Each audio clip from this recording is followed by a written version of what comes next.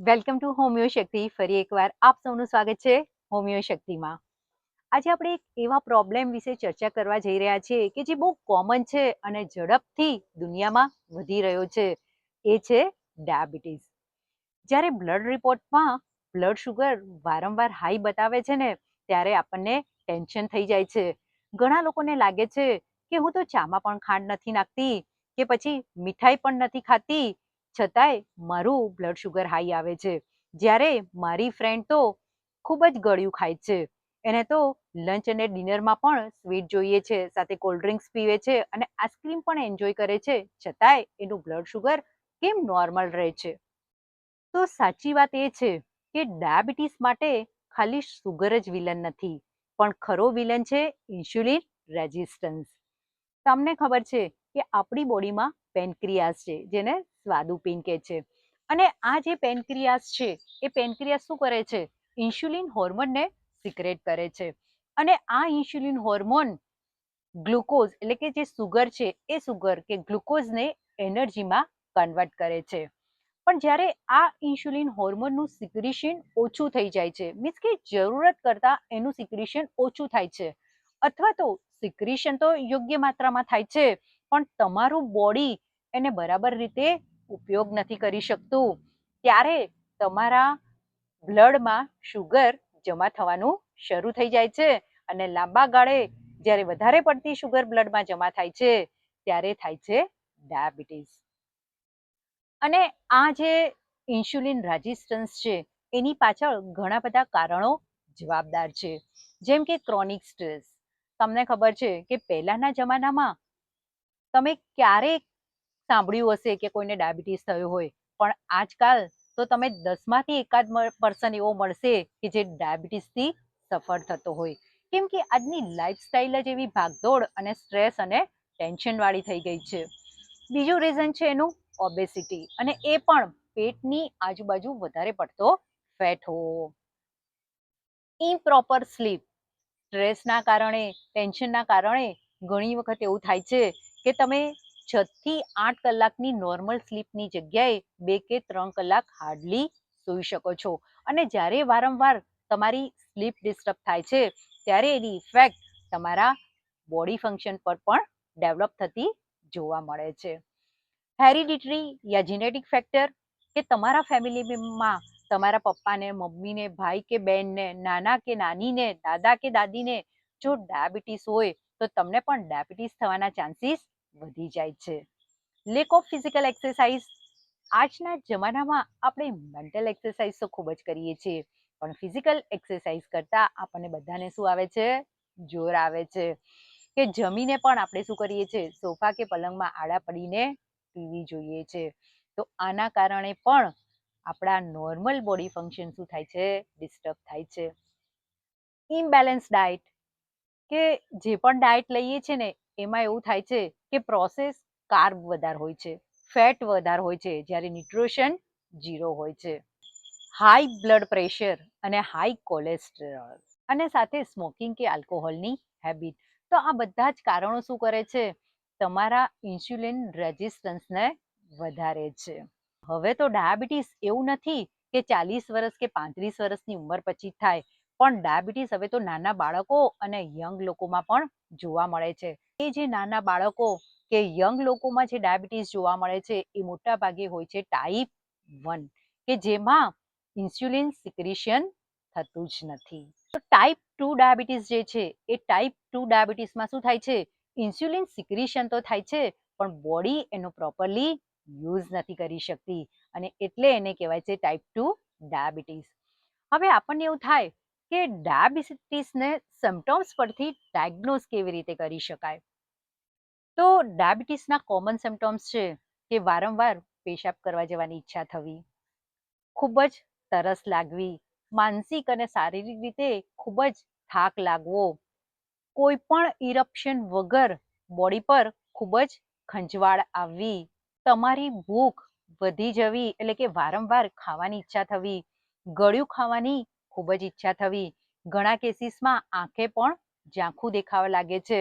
તમને નાનું સરખું કંઈ પણ વાગ્યું હોય ને, તો એ ગાને રૂંઝાતા ખૂબ જ ટાઈમ લાગવો. તો આ બધા ડાયાબિટીસના કોમન સિમ્પટોમ્સ છે. કેસ તમારી સાથે ડિસ્કસ કરું છું કે મારા એક પેશન્ટ હતા જેમની એજ હશે 55 અરાઉન્ડ, અને એમને વારંવાર યુરિન પાસ કરવા જવું પડતું હતું, અને સાથે એમના રાઈટ સાઈડના શોલ્ડરમાં ખૂબ જ દુખાવો થતો હતો. એ હાથ પણ ઊંચો નહોતો કરી શકતા, એ જાતે પોતાનું માથું પણ નહોતા ઓળી શકતા કે ના પોતાના કપડાં પહેરી શકતા. અને જ્યારે એમને મેં બ્લડ શુગર ટેસ્ટ કરાવવાનું કહ્યું ત્યારે એમણે કહ્યું કે વારંવાર યુરિન પાસ કરવા જવું પડે છે, એ તો મને કેટલાય મહિનાથી થાય છે, અને આ તો કદાચ ઉંમરના કારણે પણ હોઈ શકે. પણ છતાં મેં એમને બ્લડ ટેસ્ટ કરાવવા માટેનો આગ્રહ કર્યો, અને એમણે જ્યારે બ્લડ ટેસ્ટ કરાવ્યો ને ત્યારે એમના બ્લડમાં શુગર ખૂબ જ હાઈ આવી. એટલે એમને બે જ સિમ્પટોમ્સ હતા, ખાલી એમની યુરિન ફ્રીક્વન્સી વધી ગઈ હતી અને સાથે સાથે ફ્રોઝન શોલ્ડર હતું. તો આ બધા કોમન સિમ્પટોમ્સના આધારે પણ ડાયાબિટીસ ડાયગ્નોઝ કરી શકાય છે.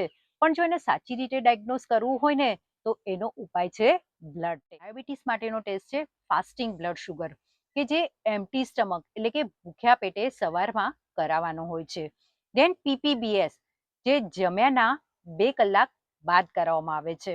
અને સૌથી ઇમ્પોર્ટન્ટ ટેસ્ટ HbA1c, કે જેમાં લાસ્ટ 3 મહિનાનું સરેરાશ બ્લડ શુગર લેવલ તમને એ ટેસ્ટમાં બતાવવામાં આવે છે. અને આ ટેસ્ટ ખૂબ જ ઇમ્પોર્ટન્ટ છે ડાયાબિટીસને કંટ્રોલ કરવા માટે.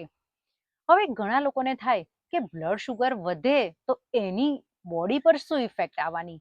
પણ જો વારંવાર તમારું બ્લડ શુગર વધતું હોય અથવા તો તમારું બ્લડ શુગર લાંબા સમય સુધી વધેલું જ રહેતું હોય તો એના કારણે તમારી બોડીમાં ઘણા બધા કોમ્પ્લિકેશન ક્રિએટ થઈ શકે છે, જેમ કે heart disease, kidney damage, diabetic neuropathy, diabetic retinopathy, foot ulcer, અને ઘણા કેસીસમાં કે તમને માની લો કે નાની ખીલી વાગી છે, તો જો તમારું બ્લડ શુગર લેવલ હાઈ રહેતું હશે તો એ ઘા તમારો રૂજાશે નહીં, અને રૂજાવાની જગ્યાએ એમાં વધારે ઇન્ફેક્શન સ્પ્રેડ થશે, અને લાંબા સમય સુધી જો તમારું ડાયાબિટીસ કંટ્રોલમાં નહીં આવે તો એ પગમાં ગેંગ્રીન થઈ જવાના પણ ચાન્સીસ રહેશે, જેના કારણે કદાચ તમારો પગ કપાવવો પણ પડે. સાથે સાથે તમારું બ્લડ શુગર હાઈ લેવાના કારણે તમને ઇન્ફેક્શન લાગવાના ચાન્સીસ પણ ખૂબ જ વધી જશે. આવા કેસીસમાં હોમિયોપેથી તમને ખૂબ જ હેલ્પ કરી શકે છે, કે જે ખાલી બ્લડ શુગરને કંટ્રોલ નથી કરતી પણ તમારા ઇન્સ્યુલિન રેઝિસ્ટન્સ પાછળના કારણને શોધી અને એને પણ ટ્રીટ કરવાની કોશિશ કરે છે. સિઝેલિયમ ચંબોલિનમ, કે જેમાં વારંવાર પેશાબ કરવા જવાની ઈચ્છા થવી, ખૂબ જ તરસ લાગવી, માનસિક અને શારીરિક રીતે ખૂબ જ થાક લાગવો, અને તમારું બ્લડ શુગર લેવલ વારંવાર વધી જતું હોય તો એવા કેસીસમાં સિઝેલિયમ ચંબોલિનમને જો મધર ટિંચરના ફોર્મમાં લેવામાં આવે તો એ ખૂબ જ સરસ રિઝલ્ટ આપે છે. ફોસ્ફરિક એસિડ, કે તમને માનસિક અને શારીરિક રીતે ખૂબ જ થાક લાગતો હોય, ખૂબ જ અશક્તિ લાગતી હોય, સાથે હેર ફોલિંગ થતું હોય, તમને એવું લાગે કે તમારી યાદશક્તિ ખૂબ જ કમજોર થઈ ગઈ છે અને રાત્રે તમને ખૂબ જ પરસેવો વળતો હોય તો એવા કેસીસમાં એ ખૂબ જ સરસ રિઝલ્ટ આપે છે, અને એને પણ મધર ટીચર અથવા તો લોઅર પોટેન્સીમાં લેવું જોઈએ.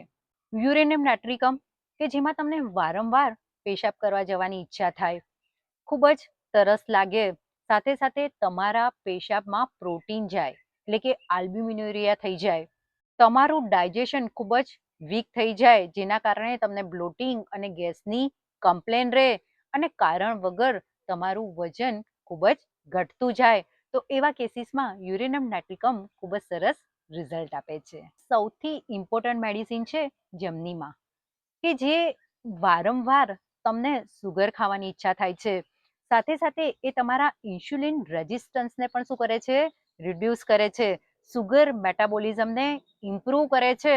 સૌથી ઇમ્પોર્ટન્ટ વાત છે કે તમારા પીપીબીએસ જો હાઈ આવતું હોય તો એ તમારા પીપીબીએસ એટલે કે જમ્યાના 2 કલાક બાદ તમે જે રિપોર્ટ કરાવો છો એ રિપોર્ટમાં તમારું જો બ્લડ શુગર હાઈ આવતું હોય તો એને પણ બહુ સરસ રીતે કંટ્રોલ કરે છે. તો ડાયાબિટીસ જે છે એ ડાયાબિટીસ મેટાબોલિક ડિસઓર્ડર છે. વધારે ફાઈબરવાળું ફૂડ લો, નિયમિત એક્સરસાઇઝ કરો, સ્ટ્રેસને કંટ્રોલ કરવા માટે યોગા કે મેડિટેશન કરો, સાથે સાથે બેલેન્સ ડાયટ લો, પ્રોપર સ્લીપ લો. ડાયાબિટીસને ક્યોર કરવા કરતાં વધારે ઇમ્પોર્ટન્ટ એ છે કે તમારા બ્લડ શુગરને કંટ્રોલ કરવું. તો જો તમે યોગ્ય મેડિકેશન સાથે લાઇફસ્ટાઇલ મેનેજમેન્ટ પણ કરો ને તો તમારા બ્લડ શુગરને ઇઝીલી કંટ્રોલ કરી શકો છો. તો હજી પણ તમને ડાયાબિટીસને લઈને કોઈ પણ સવાલ હોય તો તમે કોમેન્ટમાં લખીને જણાવી શકો છો. ફરી મળીશું એક નવા સવાલના જવાબ સાથે. Thank you.